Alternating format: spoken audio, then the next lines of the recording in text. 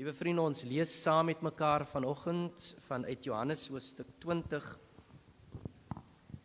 Johannes 20 vanaf vers 19 tot 23. John chapter 20 from verse 19 to 23.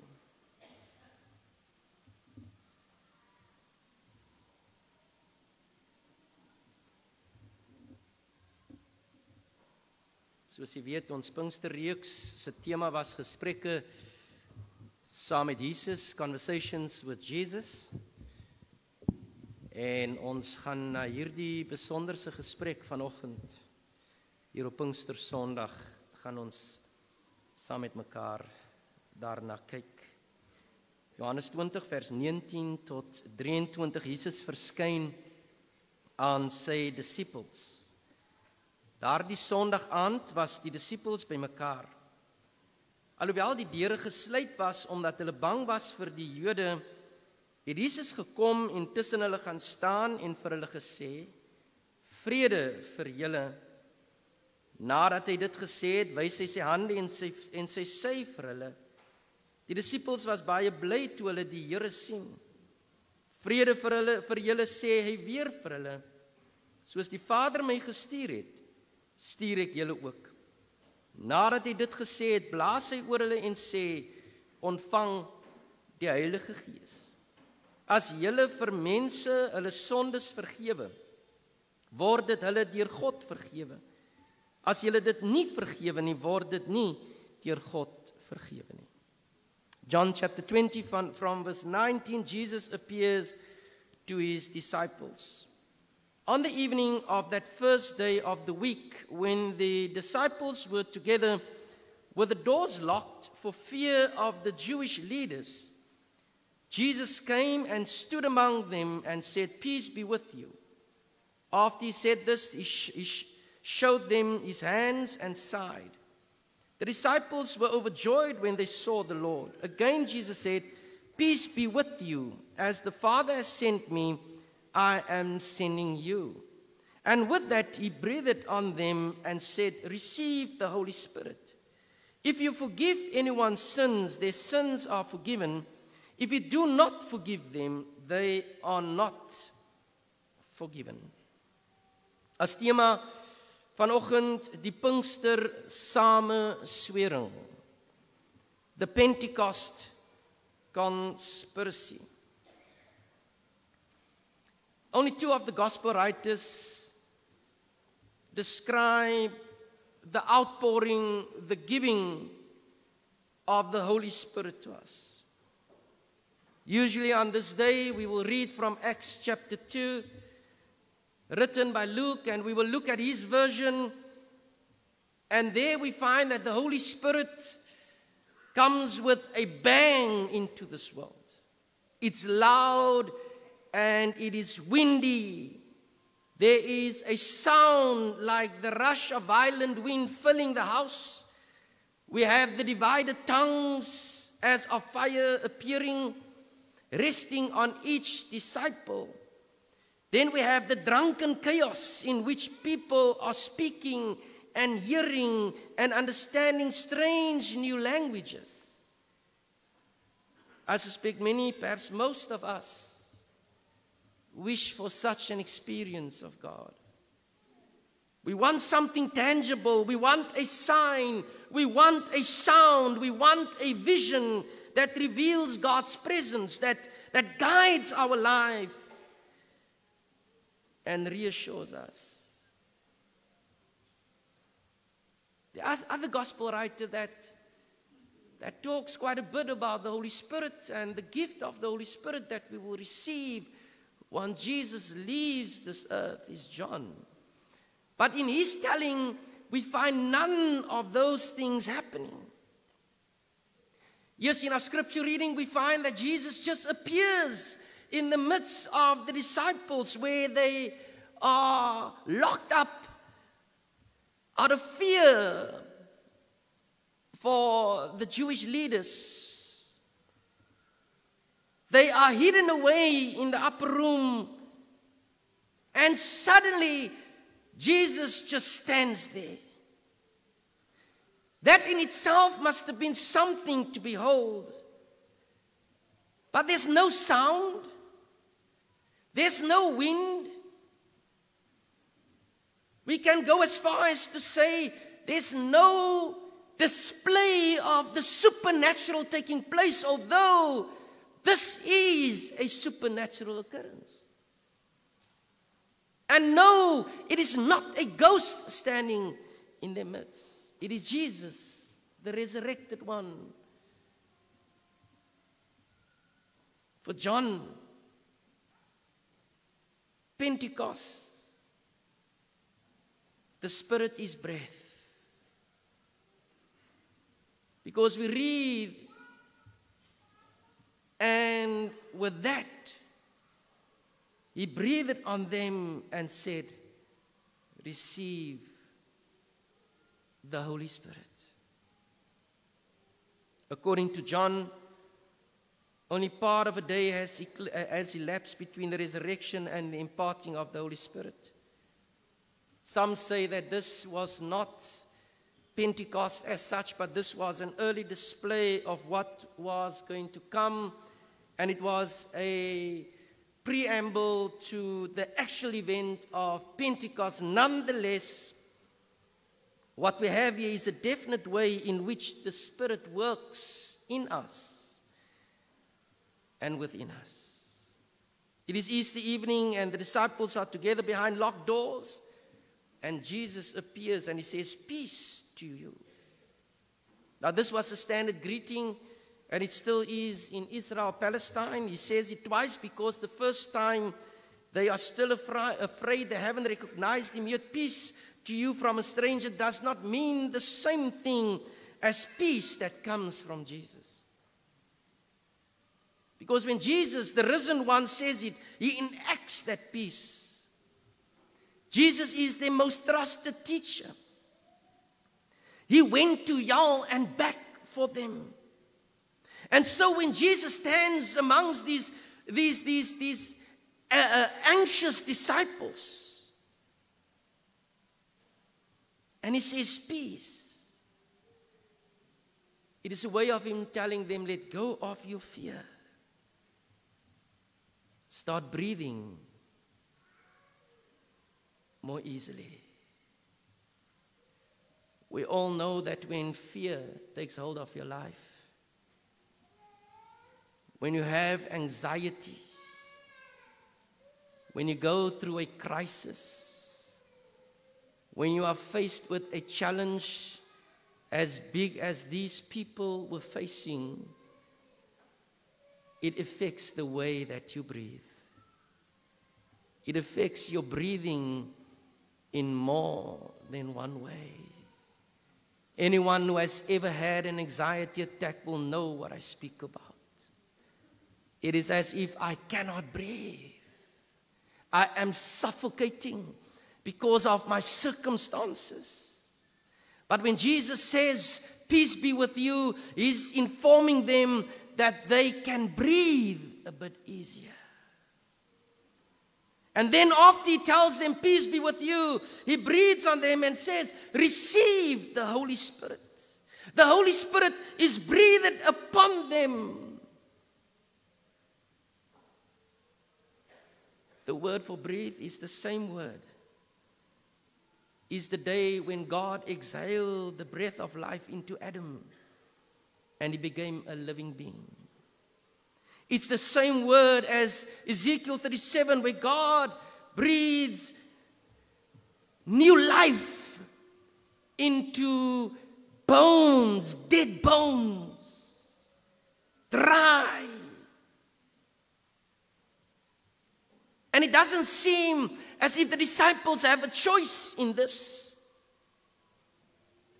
While they are huddled up in the upper room, there's no talk about social distancing. They aren't wearing masks. They cannot help but receive the Holy Spirit in that moment, and the power and the responsibility that comes with it. Jesus doesn't ask them. He just breathes His Spirit. The moment in the upper room can be described as a moment of holy conspiracy. This meeting is a meeting of conspiracy.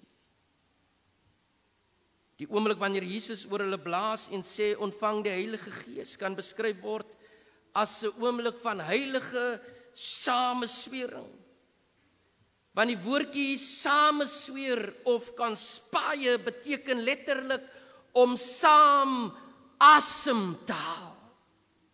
Breathing with or to breathe together. Nou ek het die vermoede toe u hoor van 'n sameswering.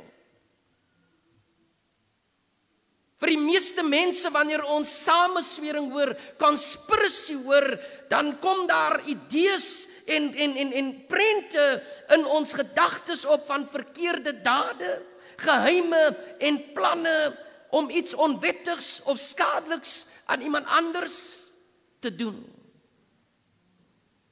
En ja, dit is die realiteit van die wêreld waarin ons leef. Maar dit was ook die realiteit van die wêreld waarin die disippels geleef het. Onthou, dit was 'n sameswering tussen die kerk van die dag en die owerheid van die dag wat vir Jesus op 'n kruis laat vasstaan. Dit was immers 'n sameswering waarvoor hulle nou nog bang is wat vir hulle in die binnekamer het. En hierdie mense het nie opgehou met hierdie sameswering nie, want oral waar mense wie hulle self met Jesus geassosieer het, sou hulle uitgehaal word, sou hulle gepynig word, hulle sou uitgeken word, en hierdie mense is vreesbevange, so dit is 'n sameswering wat vir hulle in hierdie kamer indryf.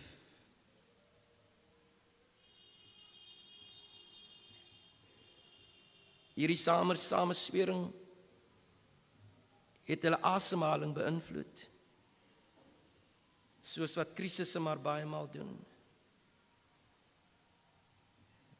Was die wind al uit jou uitgeslaan al? Jy speel sokker en jy ou skop die bal so hard in jou maag dat jy jou wind verloor. Was jy al ooit in 'n situasie waar jy, we call it, you are winded. You can't breathe. Jy sukkel om asem te haal. Dit is soos hierdie ouens gevoel het. They are winded. En dit gebeur met ons ook. Want dit dikwels is die lug wat ons moet inasem, besoedel met hartseer en dood.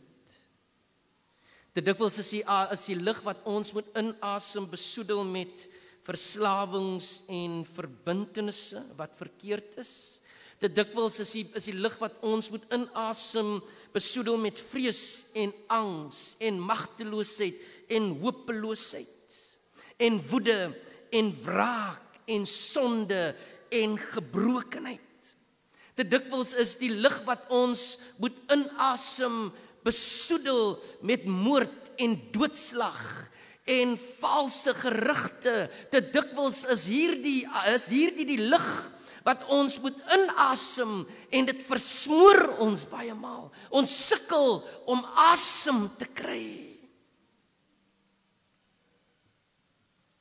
Behalwe vir die feit dat COVID vir ons opnuut bewus gemaak het van die belangrikheid van jou longe en van asemhaling. Hoeveel van ons, wanneer ons onder die druk van werk is, sê ek probeer maar net asemhaal. Wanneer jy deur 'n krisis gaan, jy sê ek wil maar net kop bo water kry, net om 'n oomblik asem te kry, dan kan ek maar weer ondergaan. En so leef ons in 'n wêreld waar mense smag na asem. Hulle smag na lewe. Ons leef as mense wie altyd kort van asem het. Ons leef as mense wie altyd 'n behoefte aan vars lug het. En die boodskap van Pinkster is dit: vars lug is beskikbaar. Want daar is 'n ander sameswering wat aan die gang is. God se sameswering. Where humanity conspires and where humanity's conspiracy takes life, God's conspiracy gives life. Where human conspiracy destroys, God's conspiracy creates. Where human conspiracy hurts, God's conspiracy heals. God's conspiracy brings about the winds of change, fresh air, and the fullness of life. The day of Pentecost is all about God's conspiracy. Pentecost is the celebration of God's conspiracy to give humanity His life, His breath, His Spirit. The outpouring of God's Spirit, God's own life and God's own breath is prophesied by Joel, and later John the Baptist would remind us that while he baptized with water, Jesus would baptize with the Holy Spirit. And finally, Jesus himself reassures us that we will be clothed with power from on high, that the Spirit of truth will abide with us, in us as the comforter, the encourager, the advocate who will guide us into all truth. Immers Jesus sê baie interessante ding. Hy sê vir ons, wanneer dinge jou oorweldig, wanneer jy nie meer kan dra nie, dit is die oomblik wat die Gees van waarheid opdaag, om vir jou te lei in alle waarheid, om vir jou deur te neem. So, wanneer die las van die lewe vir jou te moeilik raak, wanneer die dinge wat jy moet dra vir jou te moeilik raak, en jy sukkel en sukkel, dit is die oomblik wat die Gees van alle waarheid opdaag, om vir jou te lei in waarheid, om vir jou te neem, waar jy jouself nie kon neem nie. Dit sê nie, dit gaan die las ligter maak nie, dit sê, dit gaan vir jou lei met jou las en al. Want wat die Gees aan jou gaan openbaar, is wat die Vader vir die Gees sê, aangaande die las wat jy dra. So wanneer jy nog sukkel, boem, daag die Gees van waarheid op. So jou gesukkel, die plek waar jy sukkel om asem te haal, is die plek waar die Gees van waarheid opdaag. Om vir jou asem te gee. Om vir jou asem te laat haal.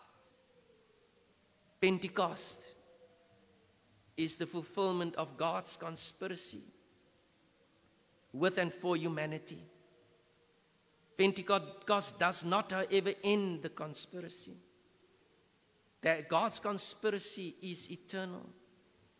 Pentecost ushers in a new beginning, a new day, a new dawn, a new creation, a new life. Do you know what? This conspiracy has been taking place from the beginning, when God took dust from the ground and breathed humanity into being.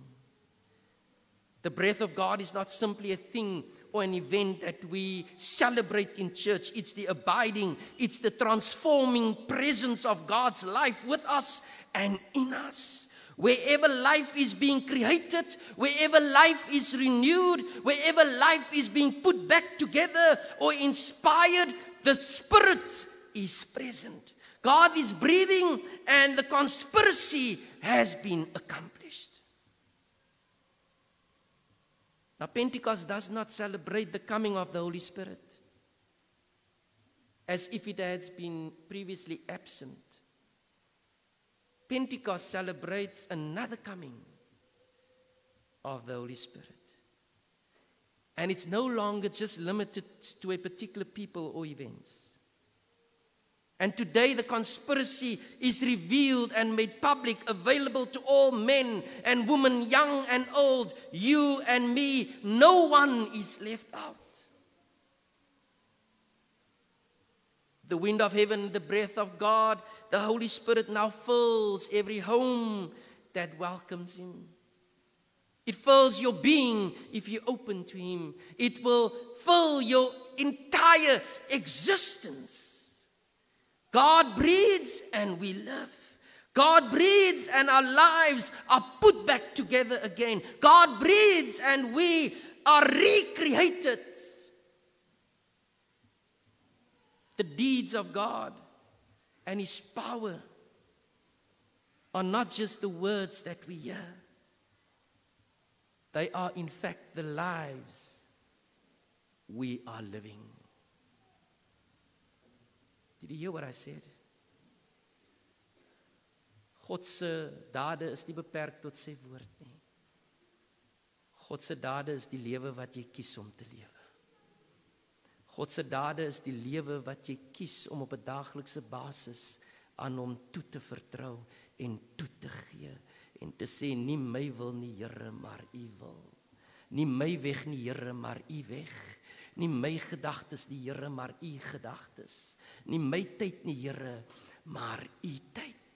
Nie my antwoord nie Here, maar U antwoord. Dit is om in die Here te wag op die Here. Het jy al dit gedoen? Ons almal sê ons wag op die Here. Maar daar's 'n verskil om in die Here te wag op die Here. Want in die Here het jy die versekering van sy teenwoordigheid. Dit wat jy nog op wag, kan jy verseker wees of jy 'n jaar wag, of jy 2 jaar wag, of jy 3 jaar wag, as jy in die Here wag, dan is dit verseker dat dit waarop jy wag in vervulling sal gaan. Te veel mense wil nie in die Here wees nie, maar hulle wil op die Here vir iets wag. En daarom as dit te lank word, dan draai jy jou rug op God, want God moet volgens jou tydsberekening optree. Maar as jy in die Here is, dan maak dit nie saak hoe lank jy wag nie, want jy wag in die een wie die hemel en die aarde aan mekaar hou, wie jou lewe aan mekaar hou, en hy neem jou deur die vuur, hy neem jou deur die donkerte, hy neem jou deur die storm, hy neem jou deur die woestyn, en hy kry jou gereed vir dit wat vir jou wag, nie 'n oomblik vroeër of later nie. So my vriend, om deel van God se sameswering te wees, is nie net om op hom te wag vir iets nie. Is om in hom te wag. En te wag. En dan wag jy op hom oor wat hy aan jou beloof het. En terwyl jy wag,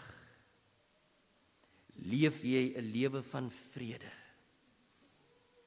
'n lewe van liefde. 'n lewe van selfopoffering.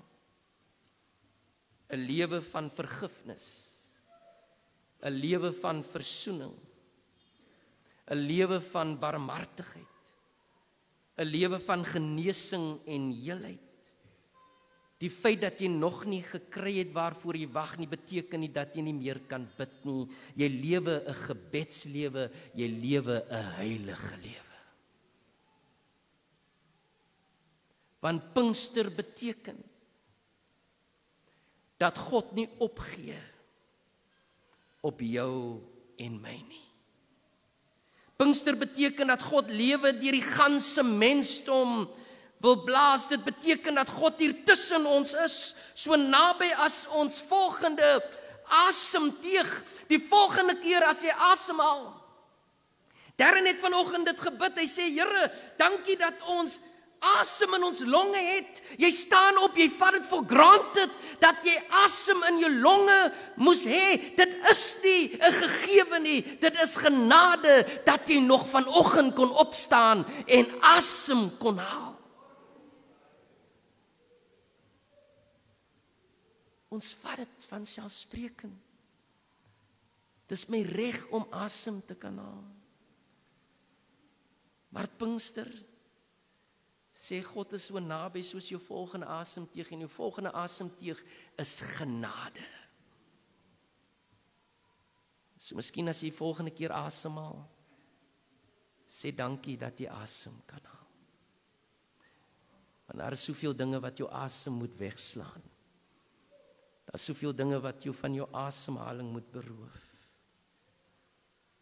Jy word geroep om deel te wees. Jy word geroep om 'n medepligtige te wees. Jy word geroep in die manier hoe jy asemhaal in hierdie wêreld om 'n samesweder saam met God te wees. Dit beteken dat ons saam met God asemhaal. Dit beteken dat ons die vars lug wat ons van God kry, die wêreld moet inneem.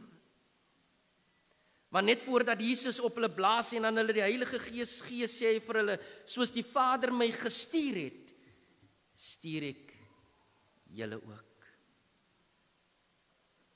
Die Gees wat God vir jou gee, op Pinksterdag, is nie vir jou nie. Dit is nie vir jou nie, dit is vir jou, maar dit is vir die duisende ander mense wie deel aan hy asemhaling moet kry. Ons almal weet dat nou in COVID, hoe die mense in die hospitaal op die ventilators is. Want die ventilator moet vir hulle help om asem te haal. Kan ek vanoggend vir jou iets sê, as jy 'n medepligtige in God se sameswering is, op Pinksterdag, dan word jy 'n ventilator vir daai persoon wat nie kan asemhaal. Jy word nie een wie asem wegneem nie, jy word een wie asem gee. Jy word een wie mense help om in hierdie wêreld asem te kan haal.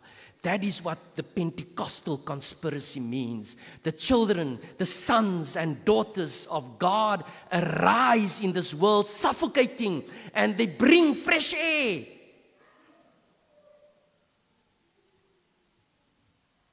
The breath of God himself. Ons sal asem omdat God plante rondom ons gesit het. Die plante, julle wat mos nou sciences doen, is dit reg tog?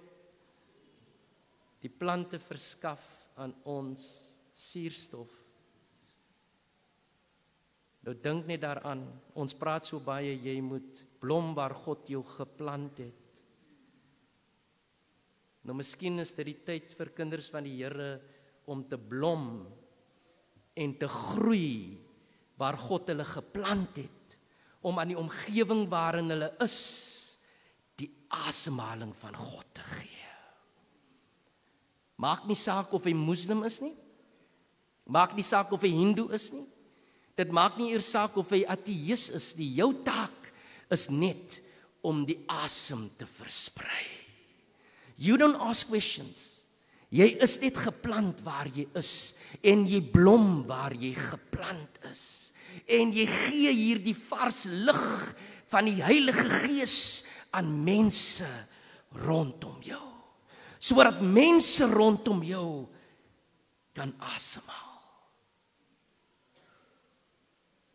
kan asem kry. Soos die Vader my gestuur het, so stuur ek julle ook. Hierdie oomblik in hulle lewe, waar hulle weer kon asemhaal, was vir hulle, maar was vir die duisende ander mense, wie smag na asem. Hulle kon nie in inperking bly nie. Hulle moes na buite, die wêreld in. Dit maak nie saak watter besoedelde lig van sameswering hulle moes trotseer nie. Hulle moes die vars lig van God se asem die wêreld inneem. Die wêreld is aan die versmoor.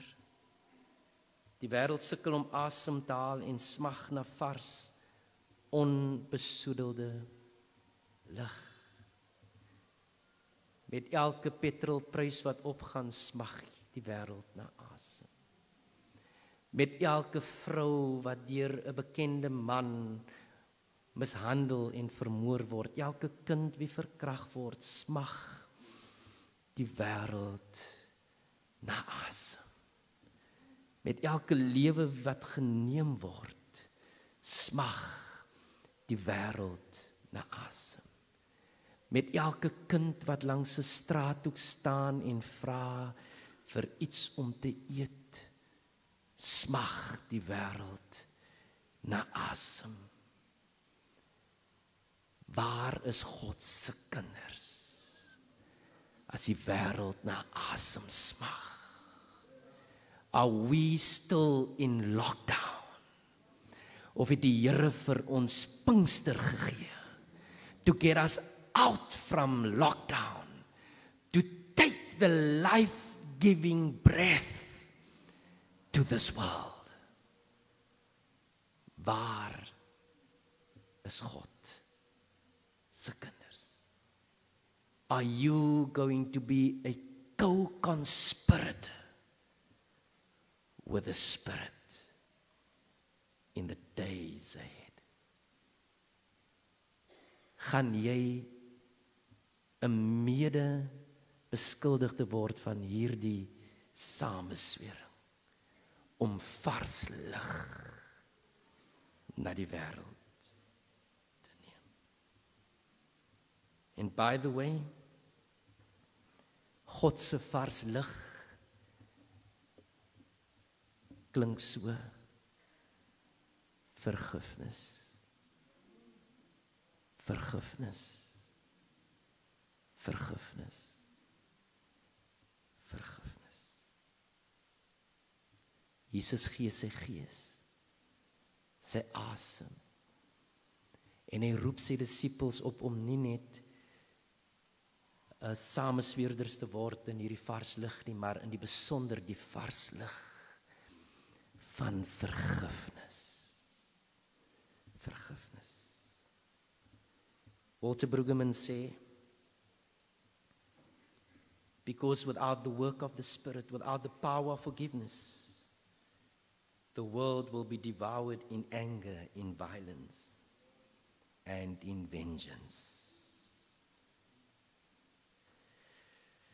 I suspect that many of us have pretty much taken for granted the ability to breathe. After all, it is something you do all the time without conscious thought. Our breathing sustains us without us paying much attention to it.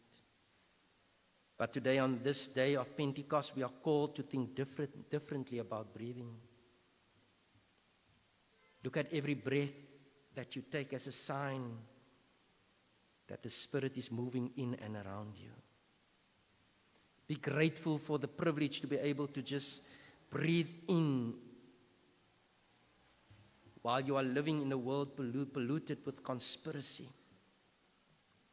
Conspiracy meant to harm and hurt. Conspiracy of anxiety and hopelessness. The conspiracy of guilt. And to take up the calling and responsibility which this privilege of breathing the breath of God, to be a conspirator of Pentecost brings, breathing new life into the world through forgiveness. Solank as wat jy nog asemhaal, dieselfde asem as God kan haal, gaan en beliggaam die gees van vergifnis. Vergewe jouself. Vergewe ander. En leef in 'n toestand van vergifnis. Ja, daar is baie seer wat jy moet deurmaak.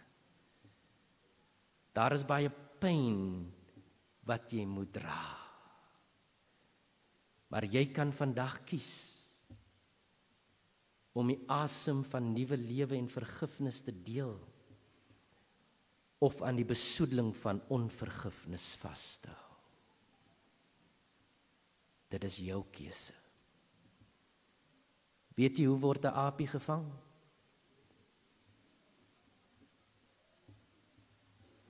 Ek gaan vir u sê. Hulle sê hulle vang 'n aapie baie maklik. Hulle vat die coconut en maak hulle 'n gaatjie daarin. Dan sit hulle net genoeg lekker goed in vir die aapie. Van die wat jy weet wat 'n aapie is 'n monkey. As sit hulle net genoeg lekker goed daarin, maar hulle maak die coconut vas. En die aapie kom en hy druk sy hand in die gat in. En hy gryp. En nou wil hy terugtrek, maar hy kan nie. En so kry die jagter hom. As hy maar net slim genoeg was om sy hand oop te maak en te laat gaan, dan sou hy nooit 'n gevangene gewees het nie. En dit is wat onvergifnis aan jou doen. As jy nog jou hand vol van die seer hou, as jy nog jou hand vol hou van die dinge wat jou gepynig het, gaan jy gevange geneem word. Dit is so maklik om jou hand oop te maak en te laat gaan.